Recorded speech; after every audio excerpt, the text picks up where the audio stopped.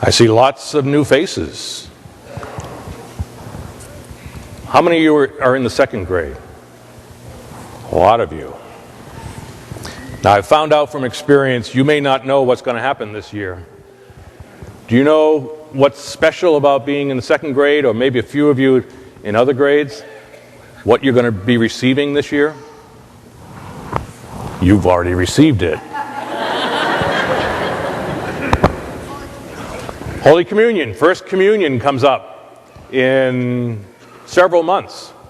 So this is a very, very special year that we're going to welcome you to be fed at the table. So every time you have class, we're going to invite you and others who want to come up to the rug and to hear a story or a homily or a teaching. And today we had a story that Jesus taught, and we give them a special title they call parables, because it's the story is trying to make a point. It's not necessary that it actually happened, but it's a story that Jesus uses to teach us. And today we have a story about two men. One who has the name Lazarus, and the other one doesn't even have a name. He's just called a rich man. And what we do is we call him by a name called Dives. Do you know any Latin? You know Latin? Kind of. Do you know what Dives means? No. Dives means riches.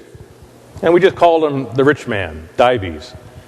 And I want you to use your imagination. Close your eyes. Close your eyes and think of what the rich man looked like.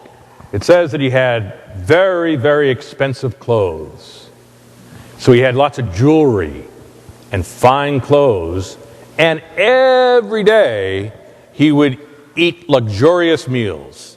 Think of what your favorite meal is. It might not be luxurious for me, but it might be your favorite meal, and you're able to eat that every day. Then you have to think of Lazarus. Think of somebody with dirty, smelly clothes, all ripped and torn. And he has lots of sores all over his body. What are sores? What are sores? Well, kind of like a wound. Kind of like what's on your hand right there. See that? That red spot? That's a sore. But he had them all over the place. And he couldn't eat anything. He didn't have any food. And he wanted to just eat what was left over from Dives' table. Okay, you can open your eyes. And what happens is they both die. And Lazarus is taken to the side of Abraham. Now, Abraham is a very, very important person. He was really the founder, recognized by 3 different religions. All the Jewish people, the Christian people, and the Muslims all recognize Abraham as being one of the fathers of our faith. So Lazarus goes to Abraham, and Dives, he goes to hell. He's going to a place of torment. And he can see Abraham and Lazarus way off and says, "Father Abraham, can you send Lazarus just to give me a drop of water?" And Abraham says, "No way. In life, you had everything, and poor Lazarus had nothing." So then Lazarus says, "Well, how about if you send..." Dives says, "How about if you send Lazarus down to my home where I have 5 brothers?" Do any of you have 5 brothers? They all bust each other up. How many brothers do you have?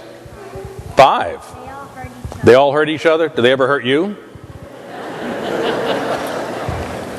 I grew up with 7 brothers, so I can recognize that he wanted to help his brothers out so that they wouldn't end up where he did. But Abraham says no. They have Moses, they have the prophets, they have their teachers. They can listen to them. And Dives says, no, they won't listen. But if someone came back from the dead, then they would listen. Do you know of anybody that came back from the dead? You're going to learn a lot about him. Jesus came back from the dead. Jesus was crucified on the cross, like we have behind us, and 3 days later he rose from the dead. So, the person who wrote the gospel, Luke, is trying to make the point that people don't even believe Jesus. And he came back from the dead. That's the story. But the teaching, the point that Jesus is trying to get across, is what happened to Dives. Did he kick Lazarus?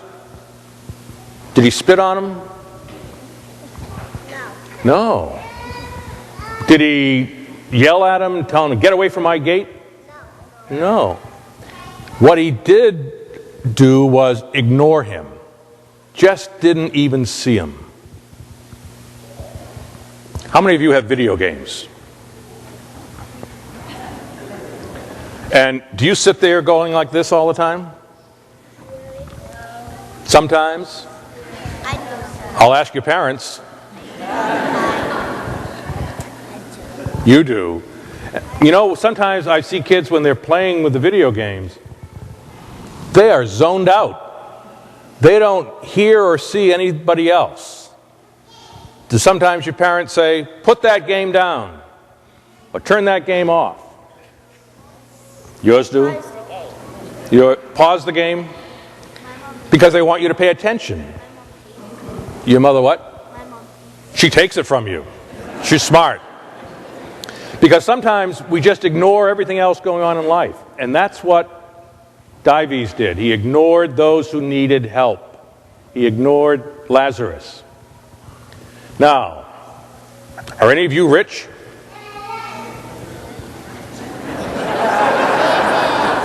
A little bit rich? Oh, your dad was on TV. Did he get paid for it? No, he didn't get paid for it. You may not have a lot of money, but you have something that's even more precious. You have your time, you have your attention, you have your care, you have your love. What I want you to do is look to your left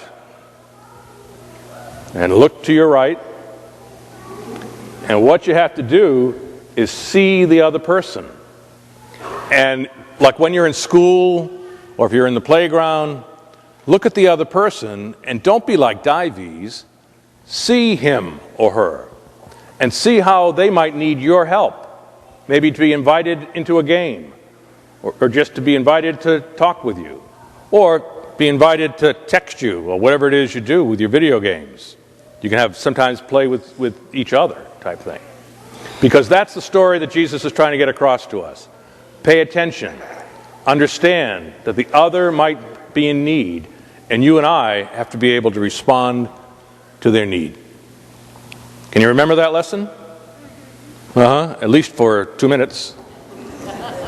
My brothers, when my mom says shut that game off, they just go like this. When her brothers, not you, but when your brothers are told to shut the game off, they ignore their mother. Imagine that. They just go like this. And what are you going to do? You're going to look at the other and say, I'm going to take care of my brother or sister. Not necessarily your family brothers, but those you're in school with. One last question. I have $300 because my mom has $100, my dad has $100, and I have $100. She's got $300. You're a wealthy woman. Okay, you're going to go back to your place, and then after Mass, you're going to go to class, right? Thanks for coming up.